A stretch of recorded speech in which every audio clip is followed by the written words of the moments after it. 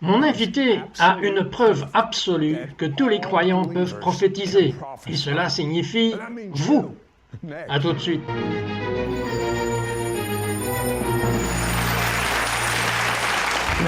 Maintenant, mon invité, Michael Maiden, dit que tous les croyants peuvent prophétiser. Comment pouvons-nous en être si sûrs?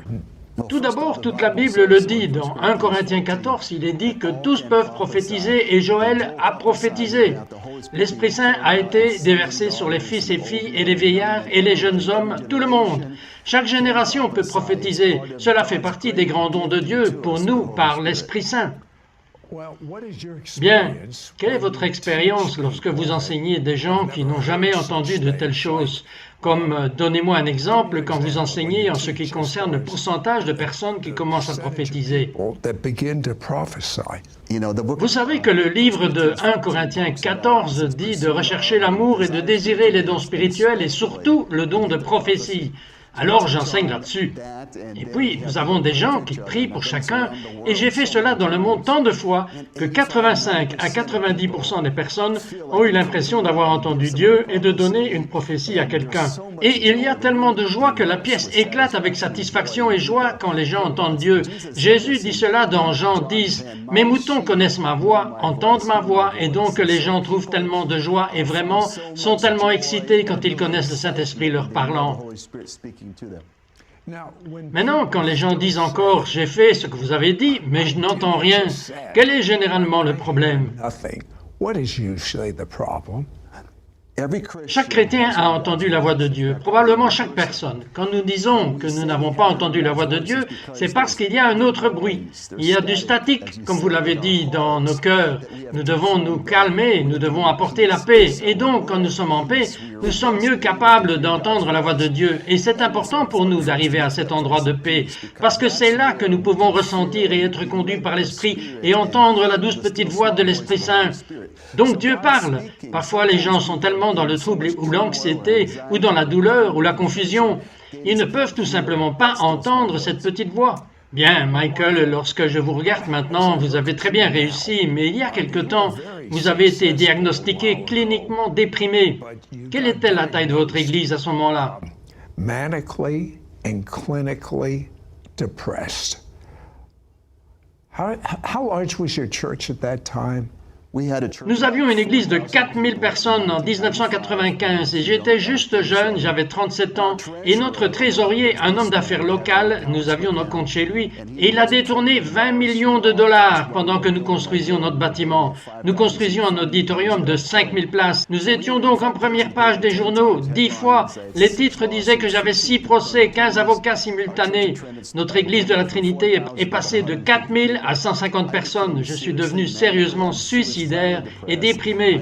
Je savais que j'étais déprimé parce que je terminais mon doctorat en psychologie. Nous avons donc parlé du temps du Seigneur. J'avais 37 ans et je pensais que ma vie était finie. Mais Jésus m'a guéri. Dites-moi ce qui s'est passé avec votre fils. Qu'est-ce qui s'est passé? Oui, mon fils aîné a commencé à s'auto-soigner. Il n'était qu'un jeune homme de 12 ou 13 ans et nous étions sans abri. Tant de choses négatives se sont produites et il a commencé juste à essayer de prendre soin de sa douleur. Aviez-vous dit sans abri? Oui, nous avons été sans abri pendant 6 mois et nous avons vécu avec des gens qui étaient gentils avec nous. Cela devait être une descente d'où vous étiez. Oui, nous avions une belle maison et nous l'avons perdue. Et juste chaque chose négative possible, des menaces de mort de toute la ville. On parlait de nous et la façon dont le Seigneur m'a guéri. Il m'a dit que si je pardonnais aux gens qui m'avaient blessé, il me ferait oublier la douleur qu'ils m'avaient causée. Alors j'ai fait une liste, j'ai pardonné aux gens et l'Esprit Saint, après environ 7 semaines de prière pour les gens, le Seigneur m'a rendu visite. C'est incroyable, non seulement il a enlevé la douleur, il m'a donné de l'amour pour les gens qui ont brisé mon cœur, mais avec mon fils, au moment où il a pu, il a déménagé de sa maison, il est allé dans les rues. En quelque sorte, il a rencontré les trafiquants de drogue qui essayaient de le tuer. Et la police essayait de l'arrêter. Et je restais juste allongé sur son lit dans lequel il avait grandi. Il ne vivait plus là et j'ai juste prié Dieu ce soir, ne laisse pas mon fils mourir. Et le Seigneur m'a parlé et il a dit qu'il voulait que je change la façon dont je parlais de mon fils. Et le Seigneur m'a rappelé toutes les paroles prophétiques au fil des années. Il me parlait de la vie de mon fils et ainsi, je l'ai dit à ma femme. Et nous avons donc commencé à dire que notre fils est un créateur d'histoire et un monde shaker, un homme de Dieu. Il va être un mari et un père pieux. Mais c'est un peu difficile de ne pas parler de ce qui se passe. C'est très dur, surtout avec votre femme. Pendant que ça se passe et pendant que vous êtes dans la douleur, mais le Seigneur m'a parlé si fortement que si je voulais changer mon vocabulaire, le résultat serait changé. Et donc j'ai juste commencé à répéter les paroles de Dieu. Comme Paul l'a dit à Timothée, la guerre par les paroles prophétiques que vous avez reçues. Et j'ai commencé à parler de sa vie, qu'il serait tout ce que Dieu a dit qu'il serait. Et à l'intérieur de cette semaine, Dieu m'a rendu visite et mon fils a été délivré de la drogue. Il est revenu à la maison. Il est devenu missionnaire à Haïti. Il est allé à l'école biblique, a épousé une merveilleuse femme, notre pasteur exécutif dans notre église. Ils ont 4 enfants et il est un homme d'affaires prospère. Et donc, tout ce que Dieu m'a dit est arrivé quand j'ai commencé à dire ce que Dieu m'a dit de lui.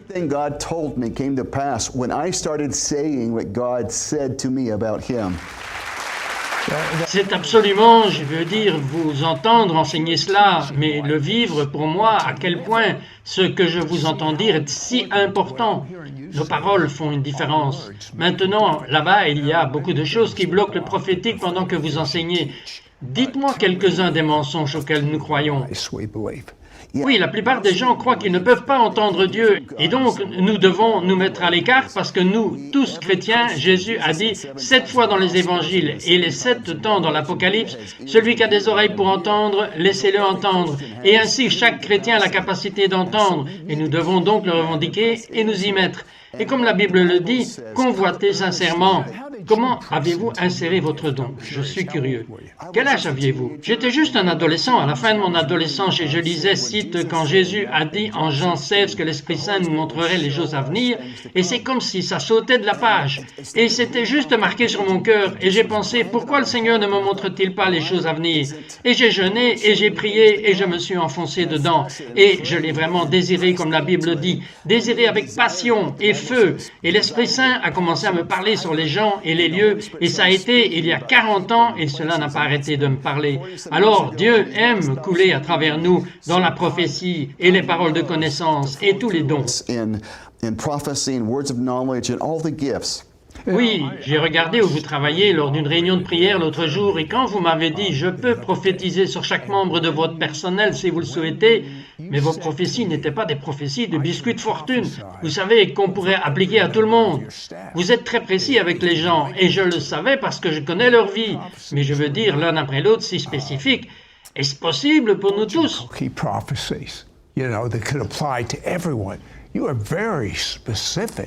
With people. And I knew it because I know their lives. But, I mean, one after another, so specific. Is that available for all of us? C'est la chose géniale, c'est les gens qui répondent. J'ai vu tellement de gens guéris et venir à Christ après qu'ils aient reçu une parole prophétique. En fait, l'année dernière, dans le hall de notre église, après le culte, je salue les gens et je salue les visiteurs et ainsi de suite.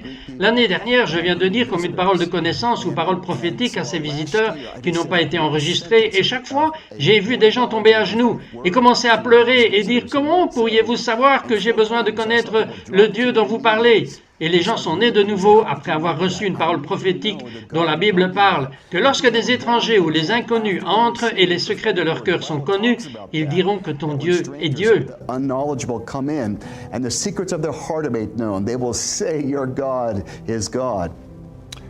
Et vous savez ce qui est si merveilleux, c'est basé sur l'expérience que vous pouvez prophétiser comme cela, que non, vous n'êtes pas juste pour être mis sur une étagère. Je veux dire, sinon maintenant, quand je veux dire avec la façon dont le monde est aujourd'hui, maintenant vous avez vu l'entrepôt de courrier non livré dans le paradis. Qu'est-ce que c'était? Expliquez. Now, you actually saw the undelivered mail warehouse in heaven. What was that? Explain. C'était tellement amusant. J'ai eu une vision. Je priais et j'ai dit, Seigneur, à quoi ressemble la prophétie? Et tout de suite, j'étais dans un entrepôt au paradis, comme une allée. Et ça semblait continuer pour toujours et à jamais. Et les étagères sont montées plus haut que je ne pouvais voir. Et soudain, je suis à côté d'une étagère et un tiroir est sorti. Et il est rempli de lettres écrites à la main. Et j'ai entendu une phrase et le Seigneur a dit, Michael, ce sont toutes les lettres d'amour non livrées que j'ai pour l'humanité. S'il te plaît, aide-moi à les livrer pour le reste de ta vie. Et puis j'ai su que Dieu avait une lettre d'amour écrite, une parole prophétique pour chaque personne sur cette planète. Et les gens méritent le droit d'expérimenter Dieu, non seulement pour entendre parler de Dieu, mais pour avoir ces rencontres de Dieu où ces lettres leur est lues. Et elle a tellement de sens une fois qu'ils entendent que Dieu les connaît, qu'il les aime et a une parole pour eux. Meaning, once they hear that God knows them, loves them, and has a word for them. Mais vous aussi avez appris beaucoup sur ce que vous appelez la guérison prophétique. Healing. What is that? It's so important. C'est si important parce que les dons de l'Esprit sont vraiment les clés pour débloquer la guérison et les miracles et la délivrance et la guérison intérieure et la guérison physique. Et sans eux, notre taux de réussite sera toujours bas. Mais quand nous prions pour que les gens soient guéris et que nous ajoutons à cette prière les dons de l'Esprit, les paroles de connaissance, les paroles de sagesse et les paroles prophétiques, cela trouve littéralement la bonne clé qui ouvre cette porte. Et donc, nous avons vu tant de miracles. J'ai appelé juste dans notre église l'année dernière quelques personnes que je sentais malades. Je ne savais pas qu'elles étaient toutes les deux au stade 4 du cancer et l'une d'elles était incurable. Et ainsi, je leur ai donné une parole prophétique que Dieu allait les guérir. Et en quelques semaines, ils sont revenus vers moi et ont dit qu'il n'y avait pas de cancer, qu'ils avaient le médecin à Scottsdale. Très cool. Et ils ont dit, nous avons reçu un miracle. Notre médecin a dit que c'était un miracle. Et donc, j'ai l'impression que le Seigneur est prêt à déverser tous ses dons dans l'Église, afin que nous puissions libérer juste les meilleures vagues de guérison que la terre ait jamais eues. Release the greatest waves of healing the earth has ever seen. Tell me Dites-moi comment les anges sont impliqués dans le prophétique. in the prophetic. Bien, les anges répondent. La Bible dit que les anges écoutent la voix de Dieu. Alors, quand nous parlons quelque chose que Dieu a dit, ils l'entendent comme si Dieu le parlait. Donc, il y a une grande parole dans le Nouveau Testament, cela s'appelle l'épée à deux tranchants. La Bible appelle cela, mais la contraction qui est stockée dans le grec est distomos, di qui signifie deux, et stomus qui signifie bouche. Et cela signifie littéralement qu'il y a deux bouches à la parole de Dieu. Et ainsi, quand Dieu nous parle par révélation, chaque promesse ou une écriture qui devient vivante ou une parole prophétique, la moitié de cette lame forme cette épée. Quand nous disons ce que nous avons entendu, Dieu dit que nous formons l'autre moitié de l'épée de l'esprit. Donc Dieu a besoin de partenaires pour dire que Dieu ne peut pas le faire jusqu'à ce que nous le disions et que nous disions ce que nous avons entendu, nous allons voir ce que nous avons dit. Heard, we're going to see what we've said. When we return, Quand nous reviendrons, Michael vous activera dans le prophétique et priera pour que votre don de prophétie soit publié. Je sais que vous allez revenir. coming back.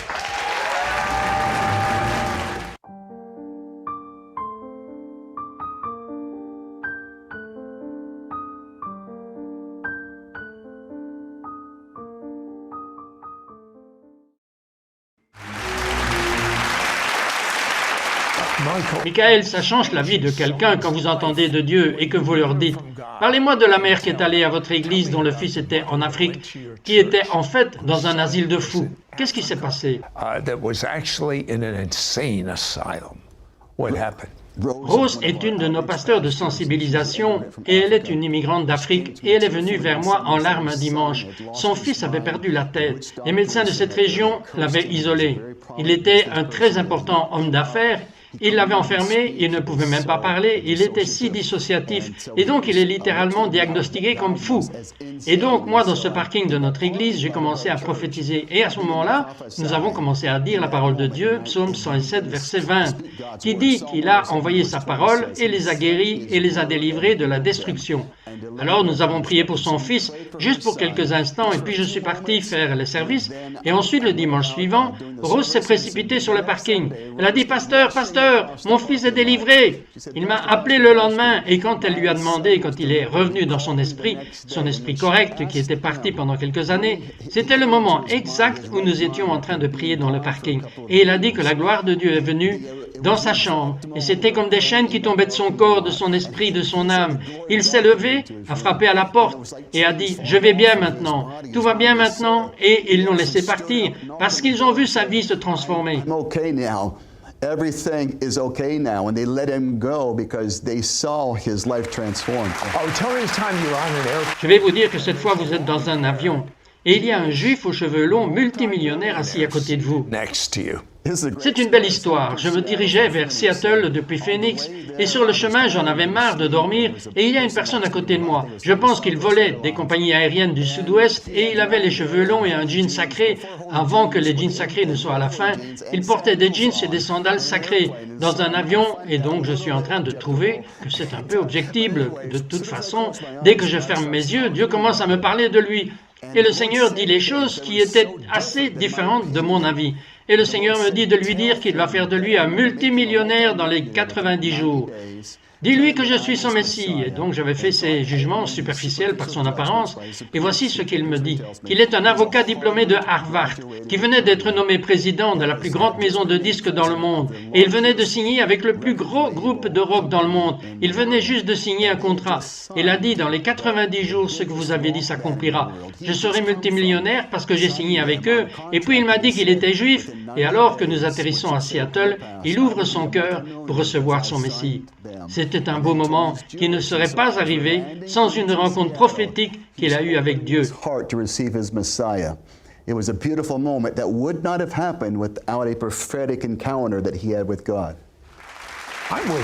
Je voudrais que vous priez pour notre public. Maintenant, je veux que vous priez que le don de prophétie soit activé et que Dieu ouvre nos oreilles pour entendre sa voix. Be activated and God would open our ears to hear his voice. Vous voulez cela? Et au fait, vous priez non seulement pour les gens avec un cancer de stade 4, qu'ils soient guéris surnaturellement. Vous avez été guéri du cancer, et donc il y a beaucoup de gens qui souffrent du cancer, ou tout ce que Dieu vous montrera. Voulez-vous prier? Of cancer.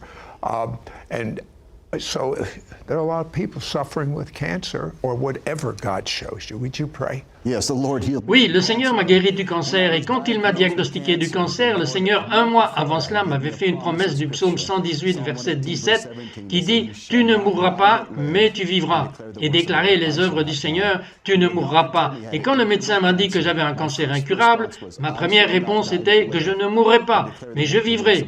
Et j'ai déclaré les œuvres du Seigneur. Je l'ai choqué. J'ai reçu un diagnostic de cancer 6 mois plus tard. Il n'y avait plus de cancer. Lorsque nous disons la parole de Dieu, des choses incroyables arrivent. Je veux juste vous encourager, mon ami. Vous pouvez entendre la voix de Dieu. Chaque croyant peut entendre ce que dit l'Esprit Saint. Nous pouvons répondre à Dieu. Nous pouvons parler des paroles de vie encourageant la guérison et des mots édifiants aux gens. Et Dieu utilisera n'importe qui. Il y a un arriéré de ministère que le Saint-Esprit cherche. Je veux juste vous encourager que vous demandiez au Seigneur le don de prophétie et que vous y êtes pressé et que vous refusez de vivre votre vie sans elle. Dans le royaume de Dieu, si vous pouvez vivre sans quelque chose, nous devons nous y mettre avec peur, avec passion, avec persévérance et refuser de vivre votre vie sans le don de la prophétie. Père, je prie pour une effusion de l'action prophétique, des visions et rêves et prophéties à ton peuple. Je prie pour l'agitation, comme Paul l'a dit. Remuez le don de Dieu qui est en vous. Je prie pour qu'il ait de la confiance, que les gens sauraient qu'ils peuvent entendre ta voix et ils peuvent parler à d'autres personnes, à l'épicerie, au travail, dans le quartier, dans la famille. Dieu vous parlera des paroles qui vont changer la vie des gens lorsque, courageusement, relâchez audacieusement cette parole et ensuite demandez à Dieu de vous utiliser.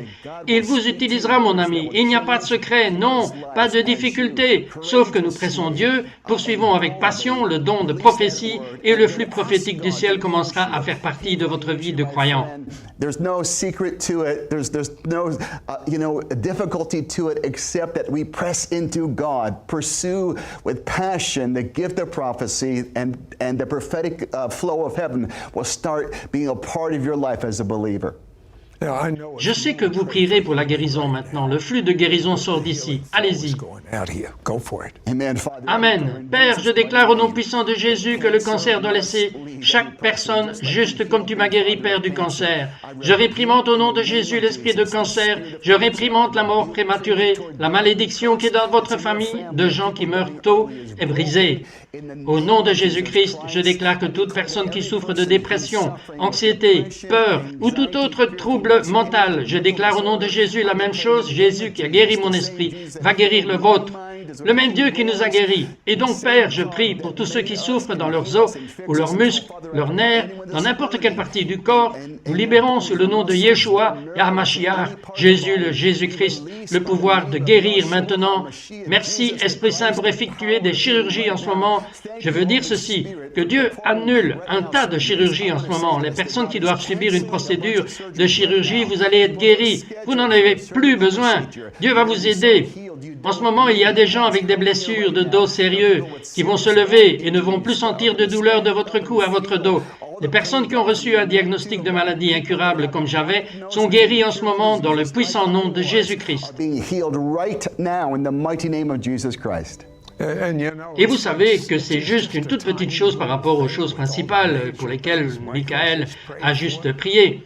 Mais quelqu'un a une douleur au petit doigt. Quand vous le pliez, il est guéri. Au nom de Jésus, Amen. Amen.